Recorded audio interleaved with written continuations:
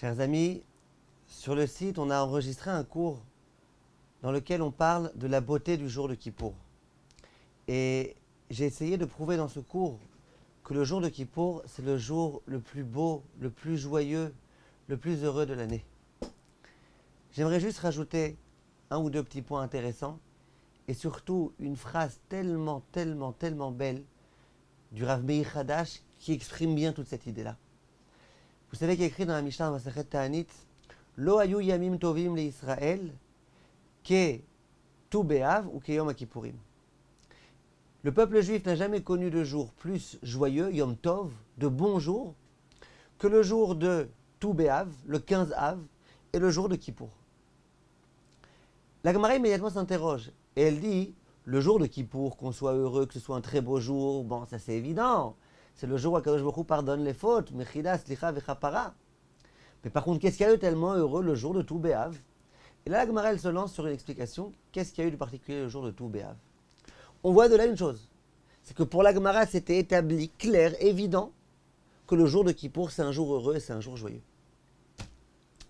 Donc l'idée que j'ai donnée dans ce cours-là, voilà une preuve de plus pour dire qu'effectivement ce jour est tellement joyeux et tellement heureux. Qu'est-ce qu'il y a de tellement joyeux et heureux ce jour-là? C'est que c'est un jour durant lequel Hachem pardonne nos fautes.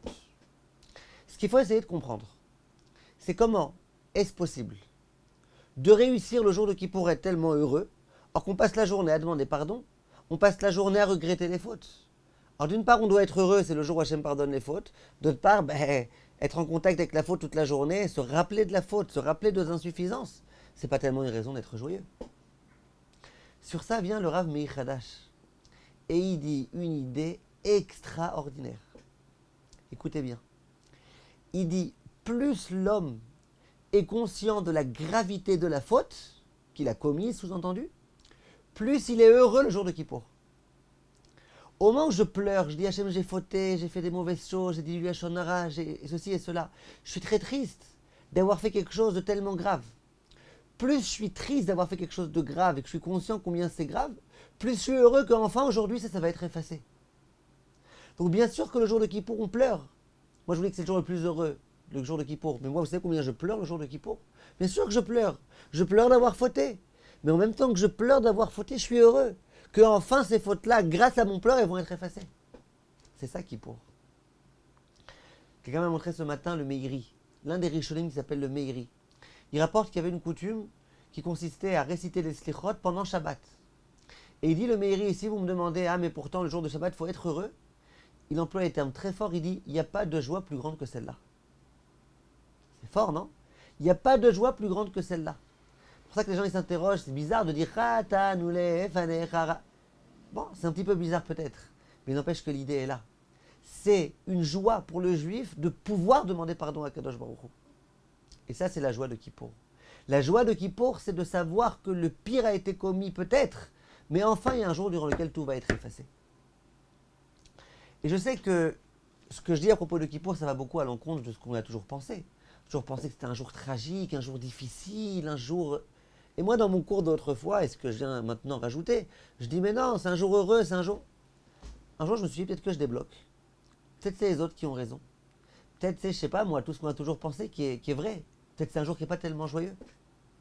J'ai pris un logiciel qui s'appelle le Otsar HaChochma. Un logiciel en Israël dans lequel il y a plus de 70 000 livres. Il y a un très bon moteur de recherche. J'ai écrit les mots Mahout Yom HaKippourim en hébreu, ce qui signifie l'essence du jour de Kippour.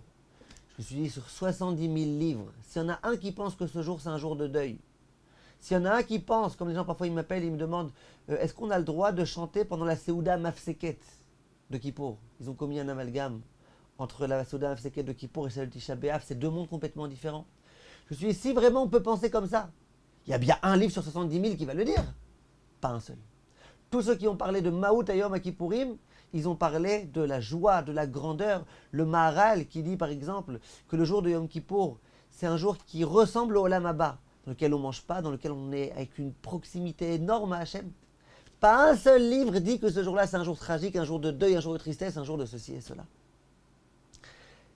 Or, les décisionnaires écrivent que pour que le jour de Kippour puisse expier, il faut qu'on y croit. C'est une condition sine qua non. Donc il faut qu'on y croie, à la beauté de ce jour, à la grandeur de ce jour, à ce qui se passe ce jour-là, que Kadosh Baruch Hu pardonne toutes les fautes. Et je vous invite vivement à réécouter le cours qu'on avait déjà mis sur le site, dans lequel on parle de la beauté de Kippour, parce que là, j'ai parlé de façon très succincte. Kol tov, mes chers amis, et Gmar Khatima Tova. Merci de votre attention.